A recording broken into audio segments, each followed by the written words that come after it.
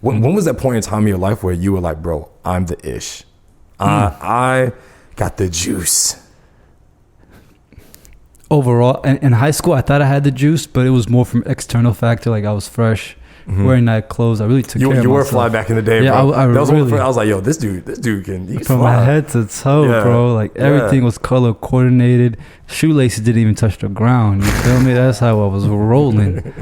But then just internally, I wasn't right. I wasn't confident. You feel me? But I would definitely say the later years in college.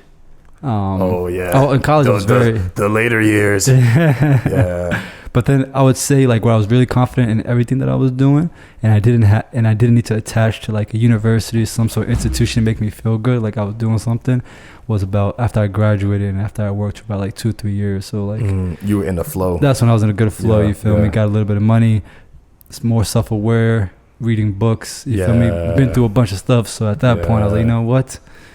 I'm content. Yeah. What about you, brother? Wow, I was like, ooh, I got that swagger. I would say 2015 I started feeling it. You got the exact year. Yeah, 2015. No, because 2015 April 26th. That was when I took the 67 steps, remember? And then God. When I started learning more and I started learning more about myself, that's when I was like, ooh, brill. That's what I said, but 2-3 years after you graduated 2013, so I'm about to say around that same time. So it was like 2015.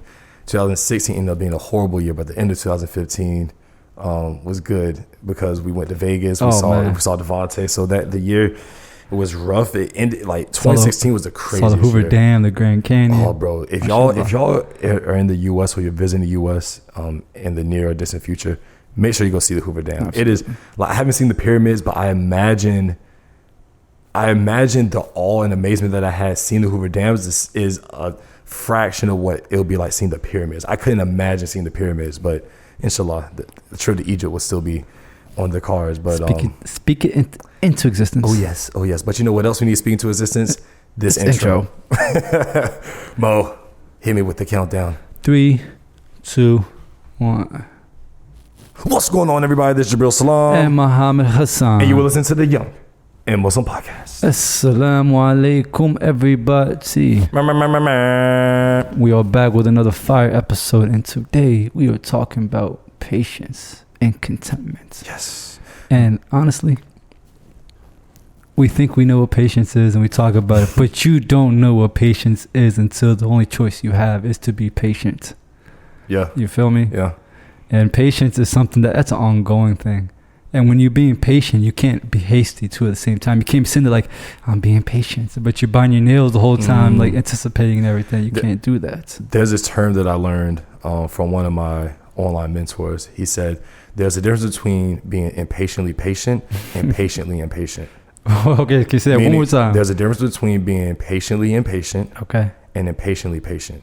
Meaning, impatiently patient is when you're just being patient because you just have to wait, but you're not doing anything to be proactive. Okay. You're being impatient. Oh my God, like this needs to hurry up. Oh my God, I need this. Oh my God.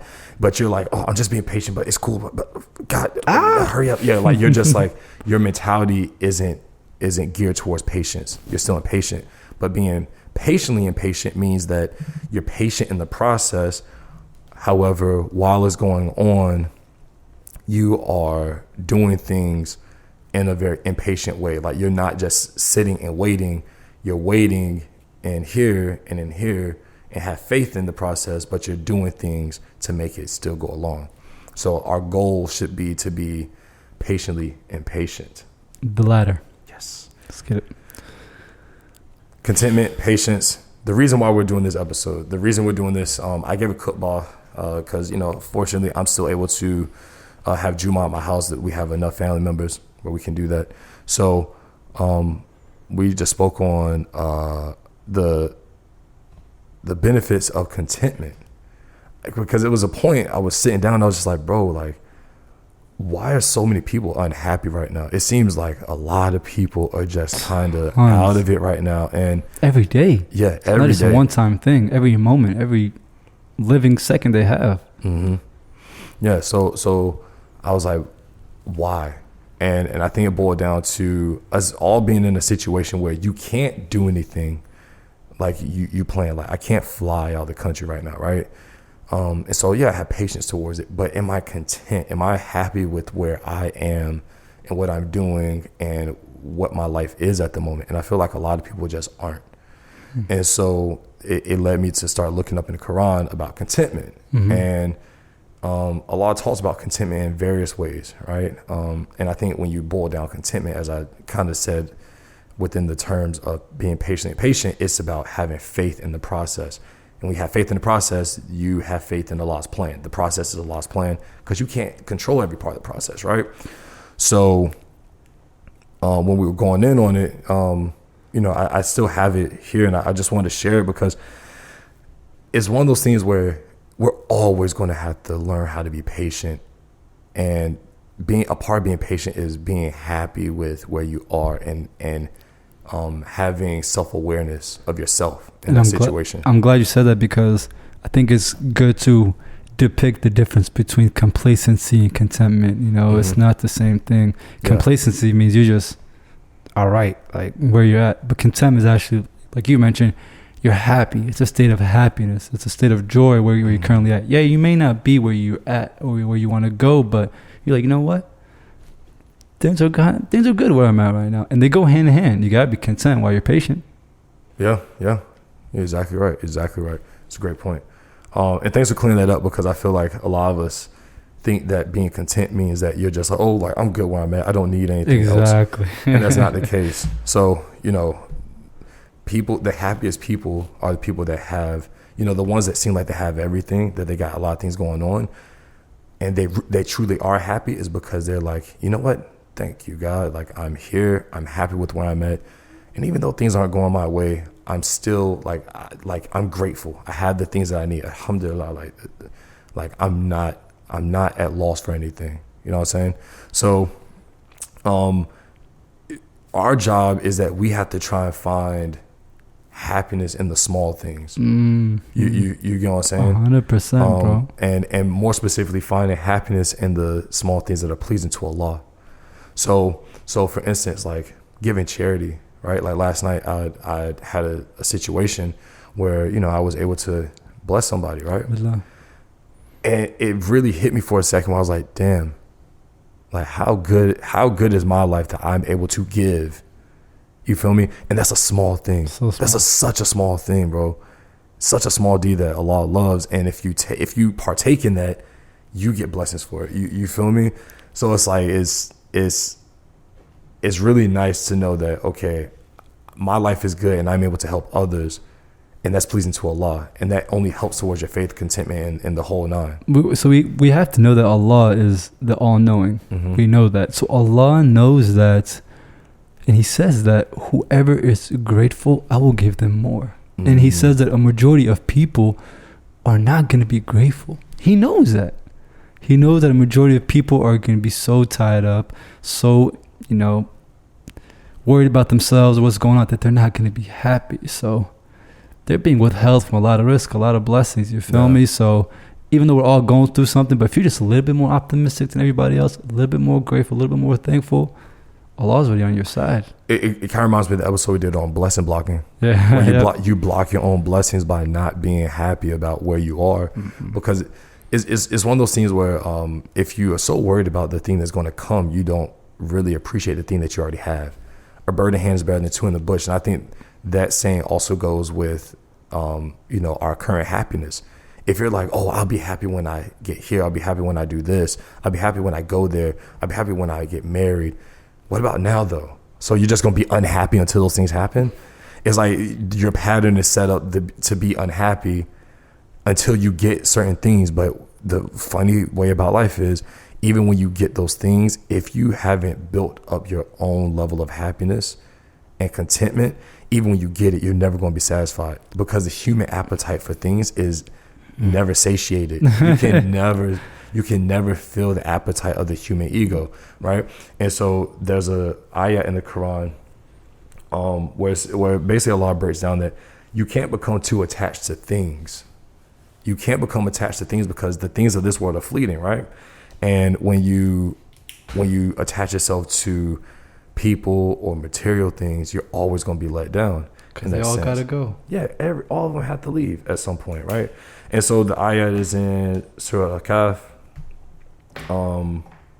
ayat 46, where Allah says, Bismillahirrahmanirrahim. Wealth and children are an adornment of the life of this world. But with regard to immediate reward, ever-abiding righteous deeds are the best in the sight of your Lord. They also promise the best hope and respect to the future. And I think in some translation it says like the future or like the hereafter.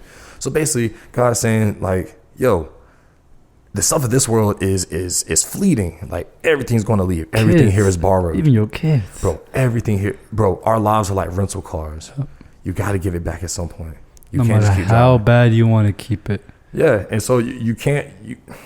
The way that I phrased this when I was giving the football is that you can't rely on the things of this world to fulfill you, because the true place is in the next life. Well, lost point to Isla. Like if you realize that now, you don't put too much attachment on this life, because you're like this is dope. This is cool. Mm-hmm. But this isn't what I really want. You feel me? This is what I really want. So the time here, everything here, every inch, every like particle of this world is borrowed, including our time. Yeah, 100% true. And one thing that you told me is about might have been a few weeks ago, a few months ago, that's been really helping me is that nobody has bad days, just bad moments. And the reason that's been helping me was that yesterday I even had a fallout with my family. Like, my sister and I, we got into it and everything. It was a heated discussion. So I went to my room, I cooled down a little bit. And it was just like the middle of the day. Ain't your room no more. my storage space. But I was like, yo, I could just be cooped up and be upset all day, but why would I do that? It's still early. I got a full day. So I got up and I decided that I wasn't going to do that. And I apologized to my sister, told her I was wrong and all that stuff, and I shouldn't have gotten upset. And then I was just like, yo, like, I thank Allah for giving me that ability to be a bigger person and do that. And then from there, I snapped right out of it. I was like, all right. And then my whole day was great.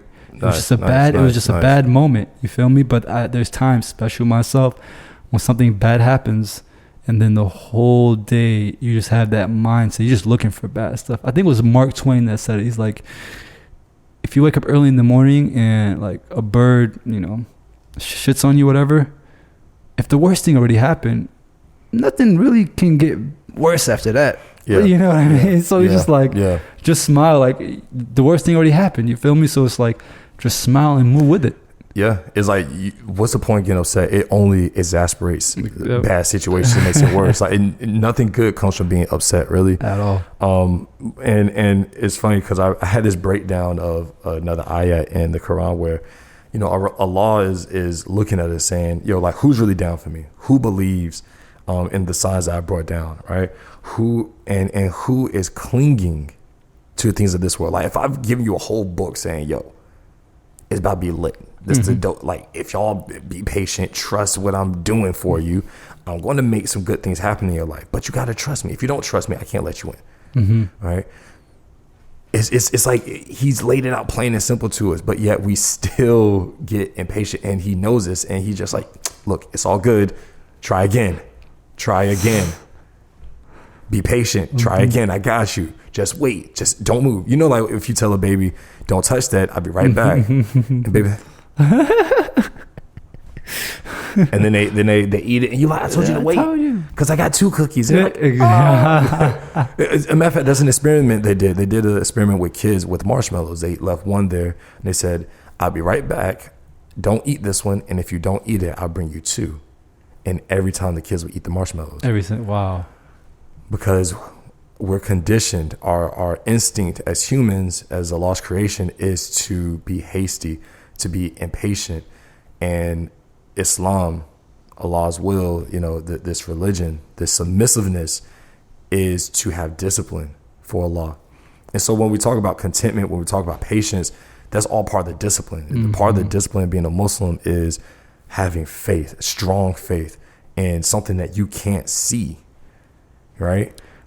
But even when you do see it, for some people, it's still not enough. I listened to a story yesterday about Prophet Salih, and his people were just going against him, and they were asking for a sign, right? Almost like the calf, right? But this right here was with a specific camel. It was a special camel. Oh, the she camel joint? The special camel, you know, and the people were like, no. And then when the camel came, people couldn't believe it. But guess what? The community was divided. Some of them, half were like, we're believers. The other half was like, it's magic. It's black magic. She's a witch. Exactly. So that kind of shows me it's the same state that people are here now. You feel me? You ask for signs, stuff. You ask for a new car, a house, a better job, and stuff, and then you get it.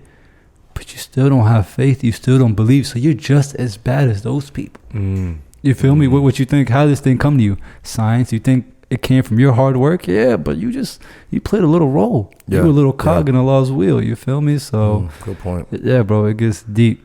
Check this out though. This is another sword that look. This is one of those episodes, right, where we used to do these all the time, where we used to be like, it was like Quran heavy episode, and I like this. I miss doing these episodes because it takes the Quran and it puts it into perspective and gives it a lot of context to how it relates to today. Because I feel like a lot of our listeners, a lot of people that are in our situation have similar backgrounds. They struggle to figure out how the Quran works for them today. Right now. Because it makes sense. He stoned these and this happened and, brought down civilizations, blah, blah, blah, blah. But you're like, how's that applied today? How does that correlate to today? And so I feel like, we're trying to be a medium between the Quran and the generation and try and, decipher it a little bit. But check this out, bro. This is from Surah Al-Hadid. Allah says, and what is life of this world but good and chattels of deception? I'm gonna read that one more time. And what is the life of this world but goods and chattels of deception? Meaning it's all smoke and mirrors. Like a deception is something that's like not real. It's there, but it's not real. It's fugazi, right? This world is smoke and mirrors. It's like you're grasping at things that really don't have any value. They're goods, there's things, and chattels. Chattels are like ornaments or like just like shiny things. Okay. Yes. Right. Of deception. Because you get up to it and you're like, this isn't as great as I thought. When you get up close to it. Yeah. So like you can have the nice house, you can have the nice car, you can have all that stuff, but at the end of the day, it's nothing. None of those things are going to be able to fill you. They're not going to be able to fill that void in you. The only thing that can fill that void, and I remember my man SQ said this in one of his videos, is Allah. And to have that mindfulness of death. Death makes you humble and gives you a sense of gratitude, right? And so we go back to contentment. When you realize that there's nothing in this life that can satiate the void that you have other than Allah, you change. You feel me? You get a little bit different with it. Nah, bro, you definitely hit the nail on the head with that, bro. That was what even Cuddy said. He said everything that shine ain't always gold, right? When you get close to it, you're just like, because I think about it, Mufti Mink said this in one of the videos, you could legitimately buy a brand new 2020 Cadillac, be on top of the world and feel like, yo, the ish, everything is good. But as soon as that 2021 come out, you're already looking out the window. You're already just like, man, I wish I had that. You legitimately have, like, you're there. Yeah. So you never fulfilled, and God does give you that. So let me ask you this question then. Yeah. How for younger kids? Because I feel like when you're younger, you're a lot more susceptible to look at your friends and people around you, these celebrities, and say, oh, like, look at their lives. I wish I had their lives. How do you now, as an adult, advise a younger person to say, it's okay to live your life, don't look at other people's lives? How would you advise they do that? I mean, it's very hard because it goes back to self-awareness, self-confidence. But I think it's easier for me now because I've been in the room with some of those people. Like, I've been in meetings with people that have money, that have cars, that have that stuff, and some pretty bad people. Like, they're living some horrible lives, and money tries to cover it up. And the biggest thing that I would say is that it's a harsh reality, but you can't have their lives. So the sooner that you realize that, the sooner that you can focus on yourself. You're like, I wish I had better parents. I wish my father would have taught me. I wish my mother would. I wish. But that's not going to happen. You are dealt with the cards that you have. So start playing them. You feel me? But it's hard because a kid that can just go in circles and circles, and you never can be content. But when you're like, you know what? Let me focus on the food that's already on my plate. Let me see what's in front of me. And when you do that, yeah, you might not have as much food as somebody else, but that food is enough for your appetite. You're not ready for all that stuff right now. Allah put that on your plate for a reason. Like, once you grow, He'll give you more. The more that you're content, the more that you're grateful, He'll give you more. But you got to start off where you're at. I like that. What would you say to that? I flip it on you. It's tough. As a kid, I wish I was everybody else except for me. As a kid, it's tough, man. We kind of, it's one of those things where it's like you gotta learn how to stick by your guns and realize, like, yo, I'm dope. Like, no matter what anybody tells you, bro, and no matter how the media frames it, like, if I like it and I think it's cool, then I'm cool with it. But it does help to have people around you that are telling you that you're dope too. But you can't bank off that. When you're younger though, you need that. You need the encouragement. Like, you know what I'm saying? Yeah. Like, you need your parents to say, "Hey, I'm proud of you," or you need some sort of father figure or mother figure to tell you, "Hey, I'm proud of you. I think you're doing really well. Like, that's really cool. I like what you're doing. That's really dope." But it also, you know, once you hit like that 12, 13-year-old range, you want to be seen cool in the eyes of your peers. But the thing about it is, the things that your friends think are cool aren't always the things that are going to take you forward in life. So like, everybody might be like, oh yeah, like going with trends, right? That seem cool in the moment, but in 10 years, everybody's going to change all that anyways.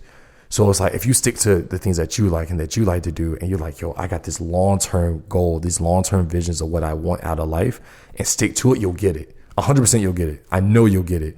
If you're like, yo, I want to own my own business one day, and people are like, yo, you're lame. Like, bro, I used to sell candy bars and Snickers in school, right? No one else was doing that stuff, bro. I mean, dude was selling drugs, but like, I was like, but I had a vision in my head, like, yo, like, okay, I shine shoes. People laugh at that. Oh, that's lame. Look at you shining shoes. Cool. No matter. I keep money. Oh, like, you do this, like that, whatever. Oh, like, it's cool. But now look, like, got businesses, like make money. Like, I have freedom. People want to do what you want to do now. Exactly. Now people want to do what I want to do. So apply it to yourself. Like, people always want to be in your shoes later on in life if you just stick to your guns. So be content with your life and have confidence. Have confidence that where you are is not where you're going to stay. Every day you're moving forward. Even if you fall flat on your face, you're moving forward. Don't forget that, everybody. Hey. Don't forget that. Stamp that. And this goes right into the surah that I had. So this is from Surah 16 An-Nahl, verse 97. It says, whoever works righteousness, whether male or female, while he or she is a true believer, verily to him we will give a good life in this world with respect, contentment, and lawful provisions, and we shall pay them certainly a reward in proportion to the best of what they used to do. Paradise and hereafter. So that remind me, that goes perfectly to what you said. As long as you're doing something good, you were selling candy, you weren't selling drugs. You can't be like, yeah, I'm doing me, and you're selling drugs. You feel me? Yeah. It don't work like that. Yeah. But you were being righteous. You had a lot of integrity and dignity, and you were doing the right thing, and Allah has blessed you with that. And look what you're doing now. You got the podcast going, you got your own business, and from there, where you're going to get even those deeds guaranteed full return in the hereafter. So what that shows me is that regardless, if you stick to your guns, not only you're going to be blessed in this life and the hereafter. Yeah. That's a good thing to keep in mind, and have that in the middle of your heart. That would kind of humble you really quick and be like, you know what? God gonna take care of me regardless. Of course. And I want to clarify this for people listening. I know this is a religious podcast, but this isn't a religious conversation though. It's more just like, yo, you can apply this to regular, just life, practicality. Like, be content, be happy with where you are, have patience with yourself, have patience in the process of your growth. And the religious part, the godly part, the spiritual part comes in. Have faith in the unseen. Have faith that the one that created us, the universe that controls, what happens in our lives, is the force that is going to propel us forward. If we have that belief and that faith in it. Sometimes when you throw, verses of the Quran and you throw religion into it, it becomes like people separate that, right? And they're like, it's something different, but it's not. It's all in the same boat. All this is one and the same. You don't separate the spiritual from the physical or the metaphysical. Like, it's all here together. Mm-hmm. All this works together, bro. Hey, I'll give you an example, right? A real life example for the both of us. So Jabril and I both tried out for our college soccer team. We didn't make it, right? But I'm not saying at the time we were content, because we were blown about the fact that we didn't make the team, because alhamdulillah, we were ballers and we thought that we deserved to make it, but a lot of politics involved. But besides the fact is that we were like, you know what? We're not going to give up. We were content where we were at. And then both of us ended up making a professional team. Yeah. That was better than our college team. So because we were patient and content, Allah gave us something better. We didn't play college ball, but we played professionally. Yeah. I'll take that any day of the week. Yeah.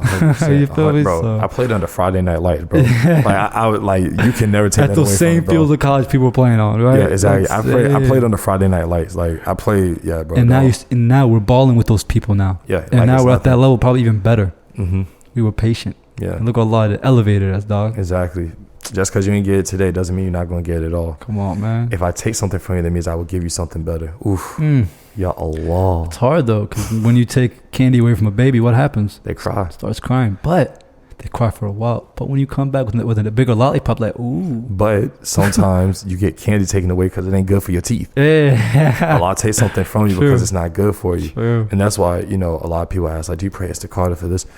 I tend to pray istikhara when I want to make sure that whatever is coming into my life is good and it's going to be beneficial for me going forward. And it's in alignment with my purpose. If it's going to distract me from what I'm trying to do, I don't want it. Mm-hmm. But if it's going to be here to help me get to my goals, it's going to help me to make that paper, it's going to help me to feel more spiritually inclined and enlightened, and it's going to help me to stay on the right track, then bro, bring it in. Yeah. Allah's in control, but you are the one responsible. You got to ask for the destination. Allah's the Uber driver. You're the passenger.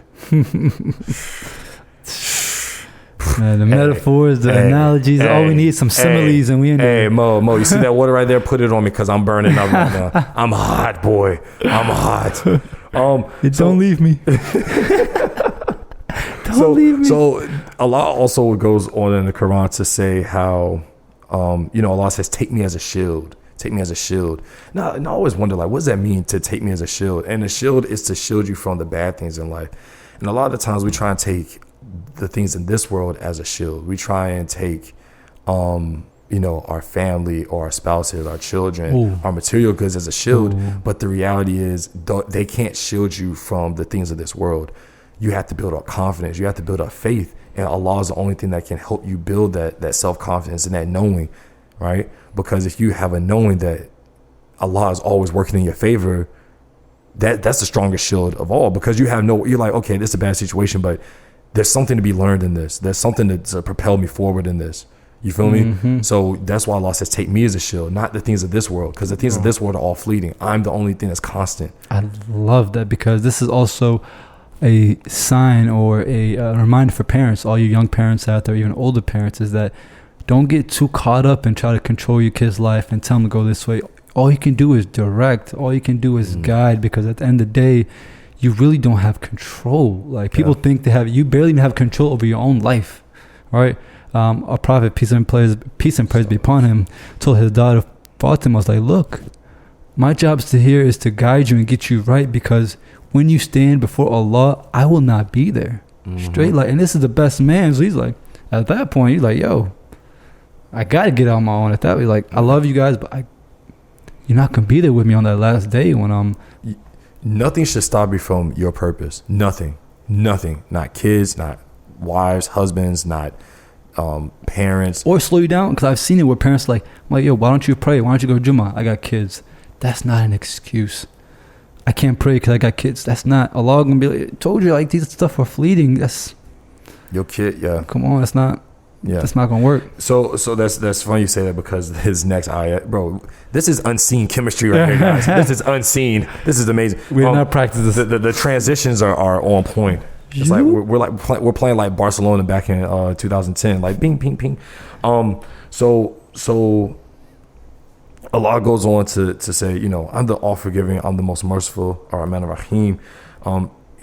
And don't let it don't let this conversation fool you into thinking that you can't find joy out of things of this world. No, that's not true. Like, you can find joy and happiness in things of this world. The bad part is you can't become crippled by the things of this world. You can't become a slave to the things of this world, because once you do that, you're broken. You're done for. But it's also temporary. Mm-hmm. When was a time, Jabril, that you were just ecstatic? Have you ever been ecstatic and happy, no problems for a full month? No, ever. Never. The last time I was like that, I was a kid. Yeah. But that was because as a kid, it's funny. Children have attachments, right? Mm-hmm. But I also think children are the most able to adapt. Oh, kids they have a toy, they can let go of that toy and get a new one. They can adapt and move freely, bro. They attach themselves to certain things, but they don't get too attached to something where it's like, oh no, I can't function. And the reason why I say that is because only in paradise will we be carefree and good. No worries. Yeah, just to elaborate on that, like, you can't rely on the things of this world. Like, I think they get that part, right? But there's an ayat where Allah talks about it specifically. Again, when you start reading the Quran and applying it to your life, you start realizing how timeless it really is. It's one thing when people say, yo, the Quran is applied across all times. But when you really are able to apply it, then you're like, yo, God, yo, come on, bro. Come on, dog. Like, come on. Lessons. Come on. So Allah says, it has been made fair seeming to people that, it has been made fair seeming to the people the love of the desired things, comprising women, sons, stored up heaps of gold and silver, well-bred horses, cattle, and tilth. That is the provision of the present life, whereas with Allah is the fairest goal of life. You can get everything. You can have the best of everything in this life, and it still doesn't compare in any way, shape, or form to getting into the afterlife with Allah. Not even close. It doesn't compare. Allah's saying you can have the best of all that, but it does not compare to the afterlife with me.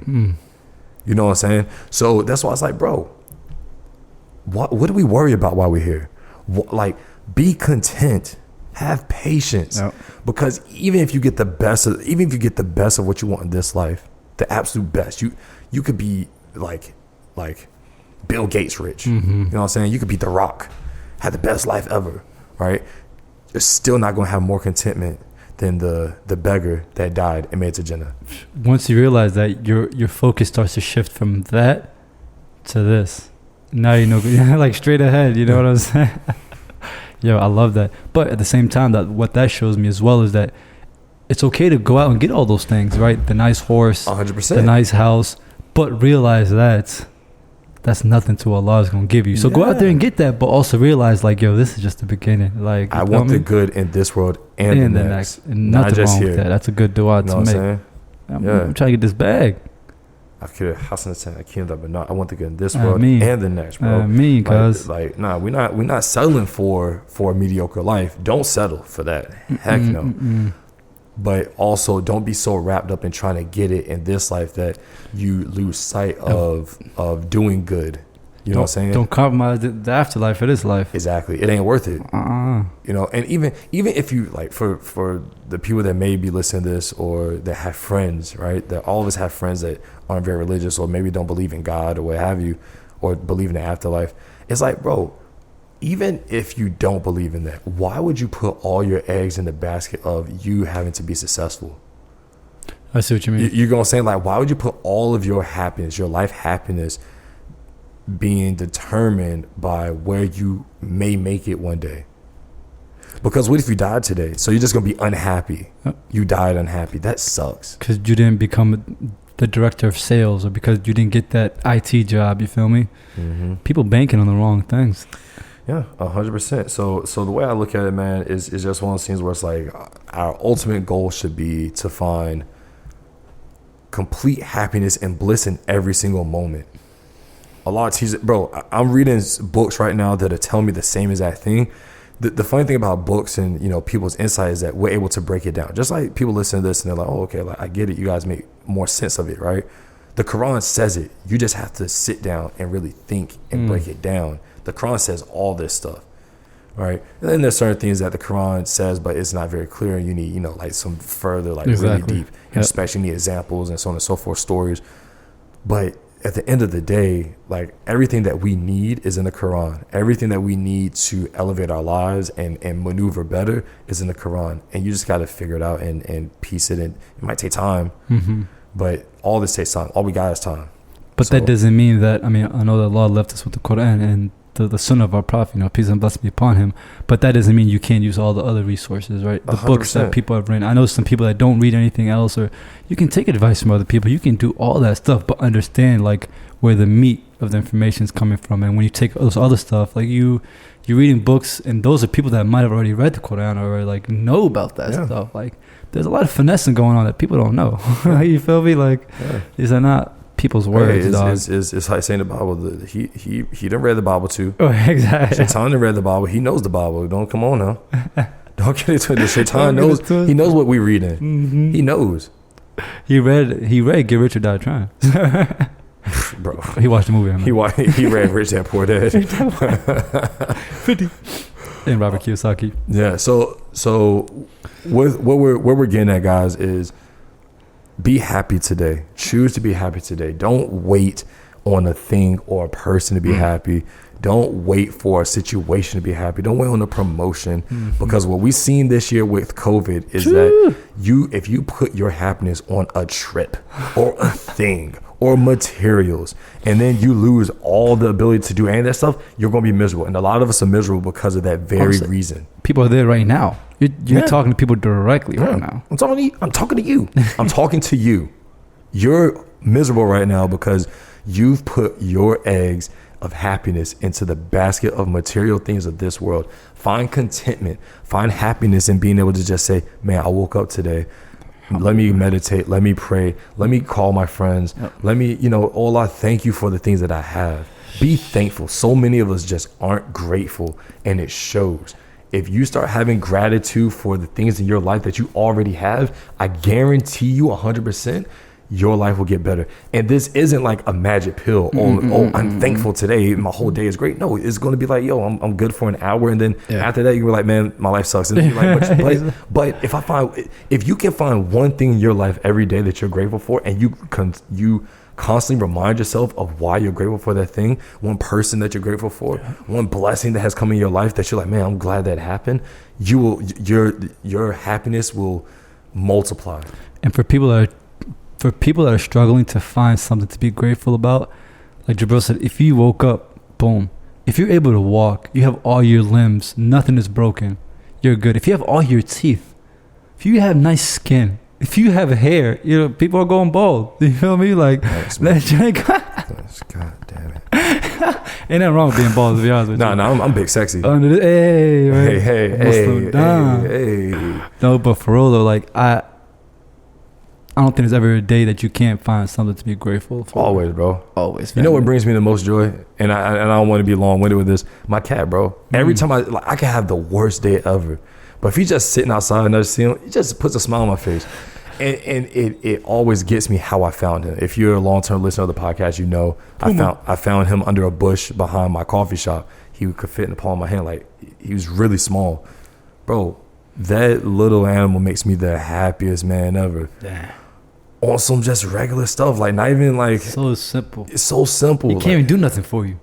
He don't pay rent. But you know what I realized about him? But you know what I realized about a cat, and what's really cool about a cat, right? When you watch a cat, like, he'll go outside, right? And I'll be sitting there watching him, and he's just like, nothing gets him upset.